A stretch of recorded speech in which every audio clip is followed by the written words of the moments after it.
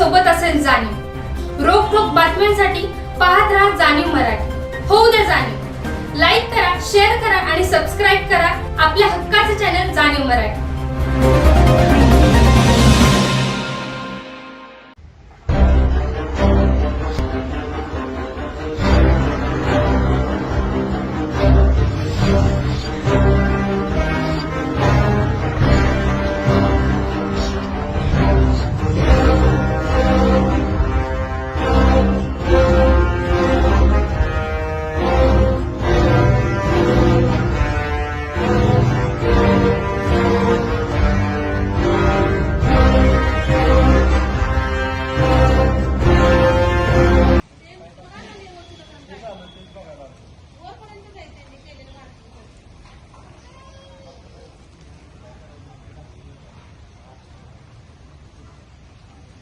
आणि आता हा नाला सेपरेट करणार आहे म्हणून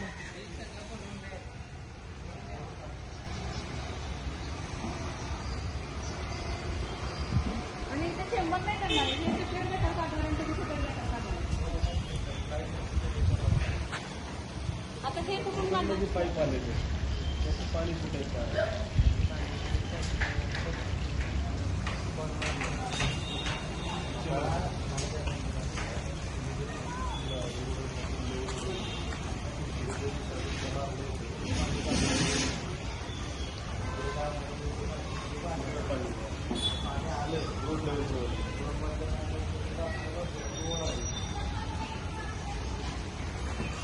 इथं काही चेंबर नाही, असं छोटं करून सोडणार तिकडे। आत्ता आपण उभे आहोत प्रभाग 16 मधील आदिशक्ती आर्केड, वेदांत अपार्टमेंट आणि आपली इंद्रनील अपार्टमेंटच्या इथे चाललेला आपला जो रखडलेलं पुलाचं काम होतं त्या ठिकाणी आपण उभे आहोत। आपण नगराध्यक्ष अमोल मोहिते यांना दिलेल्या निवेदनानंतर नगरपालिकेने अंशतः का विना कामात स्पीड घेऊन हा अशा प्रकारे इथं पुलाची उभारणी केलेली आहे। पण ही उभारणी करत असताना काही त्रुटी इथं आहेत की जसे की इथं आत्ता साधारण जी पुलाची हाईट इथे रस्त्याला मॅच न करता त्या रस्त्यापेक्षा जास्त येते आणि अडचण अशी होती त्यामुळे की दोन्ही बिल्डिंगमध्ये जे ग्राउंड फ्लोअरला फ्लॅट आहेत, भविष्यात पावसाचं पाणी आले की ते फ्लॅटमध्ये पाणी जाणार आहे आणि बऱ्याचशा अडचणी त्या दोन्ही अपार्टमेंटमधील रहिवासी ते त्यांना फेस कराव्या लागणार आहे। त्याचबरोबर माझं जे अपार्टमेंट आहे तिथून जे सांडपाण्याचा निचरा होतो तिथे त्यांनी योग्य काही पाणी केलेलं नाही। त्यानंतर इथून पण जे जातं या बिल्डिंग आहेत तिकडच्या या साईडच्या त्या बिल्डिंगमधून जाणारं हे पाणी इथं पण तो निचरा करण्याची सोय त्यांनी काही पाहिलेली नाही असं तर दिसते। आणि या बिल्डिंग इंद्रनील अपार्टमेंटचे जे आमच्या सरांच्या बिल्डिंग आहे तिथं पण त्यांचा जो हा भाग जो कोसळलेला आपल्याला दिसतोय तो त्यांनी कॉन्ट्रॅक्टरकडून तो कोसळलेला भाग येतो पण त्यांनी व्यवस्थित पडदे टाकून भविष्यात त्याची अडचण होणार नाही, धोका होणार नाही अशा प्रकारे तो त्यांना बांधून द्यावा, वर करून द्यावा। आणि मला वाटतं आपल्या विद्यमान जे उपनगराध्यक्ष आहेत बनकर साहेब आणि आपले राजू भोसले मॅडम यांनी जागेवर येऊन पाहणीचे फोटो टाकण्यापेक्षा लोकांकडे जाऊन त्यांना विचारून की नक्की काम करताना आपल्याला काय अडचणी होणार आहेत आणि काय तुम्हाला अडचणी येणार आहेत त्या लोकांच्याकडून नागरिकांकडून माहिती घेऊन त्याची त्यांनी आपण जे मध्ये प्रश्न सोडवायचे प्रयत्न करावेत। नुसतेच माझ्या मते माझ्या माहितीनुसार उपनगराध्यक्ष आहेत बनकर साहेब आणि राजू भोसले मॅडम येतात, फोटो काढतात, जातात, हे अपेक्षित तिथल्या नागरिकांना मुळीच नाहीत। इंस्टाग्राममधली चमकोगिरी किमान आपण निवडून आल्यावर तरी करू नये अशी माझ्याकडून नागरिकांकडून विनंती आहे तुम्हाला। तुम्ही या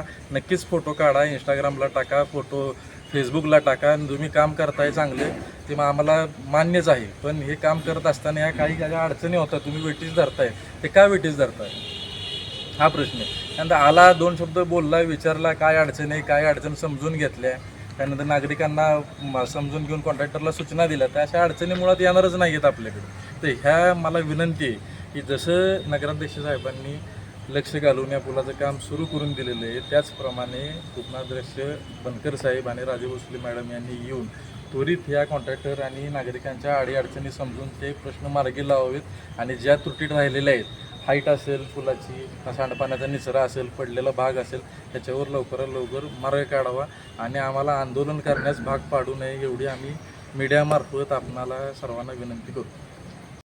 ते नाल्याचं काम सुरू आहे, ते गेले 2-3 महिने काम सुरू आहे। एक तरी पावसाळा सुरू झाल्यानंतर नगरपालिकेनं कामकाज सुरू केलेलं आहे आणि त्याच्यामध्ये कोणतंही प्लॅनिंग न करता लोकांना न विचारता त्यांनी प्लॅनिंग कसं केलं मध्ये खड्डा काढून ठेवला त्यांनी आणि परत 2 महिने काम रखडल्यानंतर मीडियाला जेव्हा न्यूज गेली त्याच्यानंतर परत त्यांनी काम चालू केलं. पण ते जे काम चालू केलेलं आहे ते पूर्ण प्लॅनिंगनं केलेलंच नाही आहे. त्याच्यामध्ये खाली पाण्याचा निचरा न होता वरती स्लॅब टाकलेला आहे, त्याची 1 फुटापर्यंत उंची केलेली आहे आणि वरची आत्ताची लेवल आहे ती पण जवळजवळ 1 ते 1.5 फूट वाढलेली आहे. त्याच्यामुळं तो रस्ता प्लेन होणार नाही आहे आणि वेदांत अपार्टमेंटमध्ये बेसमेंटला जे फ्लॅट्स आहेत त्याच्यामध्ये भविष्यकाळामध्ये या नाल्यामुळं पाणी येण्याची शक्यता दाट आहे आणि त्याच्यामुळं नगरपालिकेने याची काळजी घेऊन आम्हाला कोणताही त्रास न होता, कारण ॲक्च्युली आता ह्याचा जाता येता सगळ्याच लोकांना त्रास व्हायला लागला आहे. कारण सांडपाणी इथंच मुरतं आहे, कुत्र्याची ये जा इथंच असते. मध्ये या नाल्यामध्ये 2-3 कुत्री पण मरून पडली होती, ते पण त्यांनी काढलेलं नाही आहे आणि त्याचा काही विचार पण केलेला नाही आहे. तर या सगळ्याचा गोष्टीचा विचार करून नागरिकांना अगोदर सुरळीत जसा रस्ता होता तसा करून द्यावा की जेणेकरून कुणालाही त्रास होऊ नये आणि बेसमेंटच्या फ्लॅटमध्ये पाणी येऊ नये.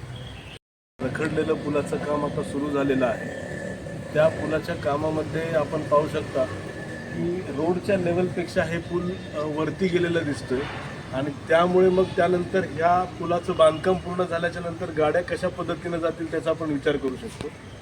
त्याचबरोबर दुसरा मुद्दा असा आहे की रस्त्याच्या या लेवलला इथनं आणि त्या पलीकडच्या बाजूने 2 पाईपलाईन ड्रेनेजचे आलेले आहेत आणि त्या दोन्ही ड्रेनेजच्या पाईपलाईनमधलं पाणी हे ओढ्यामध्ये पडणं अपेक्षित आहे.